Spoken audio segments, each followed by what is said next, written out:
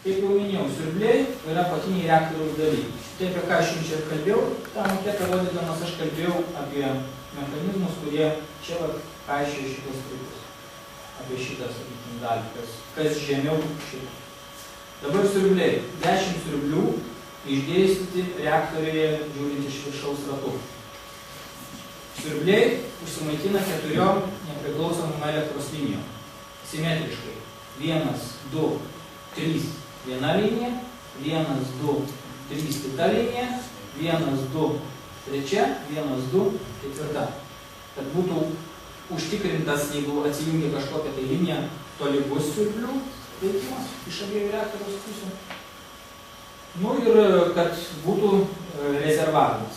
Įvykus avarijai pasijungia dizeliai, kurie užmaitina šituos siurblius, užmaitina siurblius, kurie sukelia slėgį tam valdymo strypo mechanizmo akumuliatoriui tam balionė ir užmaitina elektros variklius, servopavaras, kurie yra šitai įrodyto maketo variklių.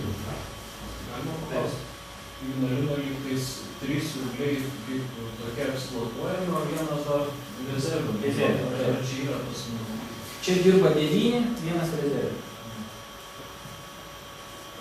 Jeigu įvyksta remontas ar kas, bet, kaip jau buvo minėta, siurblių apsukom keičiant apsukas nuo 70 iki 100%, tik jų apsukų ir debitų skaičium užtikrinamas reaktoriaus valdymas. Tai gali nedirbti ir 2 siurbliai, ir 3, arba lėtai dirbti. Vienas visada rezervė, jeigu kas. Kadangi tie siurbliai yra šalia reaktoriaus, o reaktoriaus ši temperatūra virš 200 laipsnių, 280-270, patys siurblių korpusai irgi aušinami vandeniu, švariu vandeniu. Tuo pačiu vandeniu iš tos pačios sistemos, kuri užmaitina ir valdymo strypų šitą apatinį rezervuarą. Ten yra bendra švaraus vandenų sistema.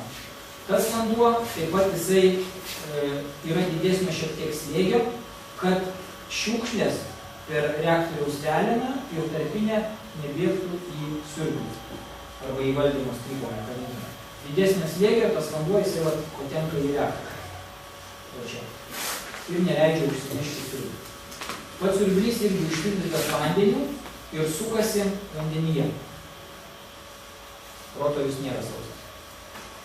Čia automatinis jų reguliavimas, jų elektros, sakant, elektrinė dalis.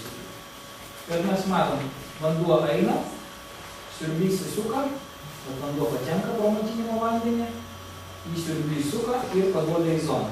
Čia dalis vandens ateina iš separacijos to aparato, separacijos dalies, kaip sumušti, susikondensavę tie vandens sugaudyti lašeliai iš tų tokių centrifuginių gaudyklių ir irgi patenka į bendrą vandens srautą.